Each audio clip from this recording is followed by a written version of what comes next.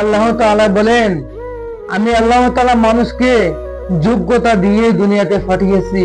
তার যোগ্যতা আছে বলেই সে দুনিয়াতে এসেছে, তার যোগ্যতা আছে বলেই সে একটা মানুষ। এই জন্য প্রত্যেকটা মানুষকে আল্লাহ তাআলা যোগ্যতা দিয়ে দুনিয়াতে পাঠিয়েছেন। কিন্তু আজ অনেক মানুষই বলে আমার যোগ্যতা নাই, আমি কেমনে কাজ করব, আমার যোগ্যতা নেই, আমি এই পথ কিভাবে এগ্রিতম করব, কিভাবে এই পথে আমি এগিয়ে চলবো, আমার যে যোগ্যতা নেই। না না, কখনো এই কথা বলবেন না। আল্লাহ তাআলা যোগ্যতা দিয়ে দুনিয়াতে পাঠিয়েছেন।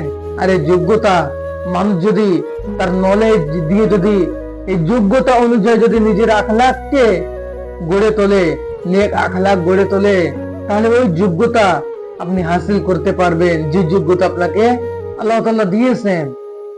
সফল মানুষ তারাই হবে যারা আল্লাহর সন্তুষ্টি লাভ করবে এবং নেক আখলাক বানের অধিকারী যারা হবে, তবেই তারাই সফলতা অর্জন করতে পারবে ইনশাআল্লাহ।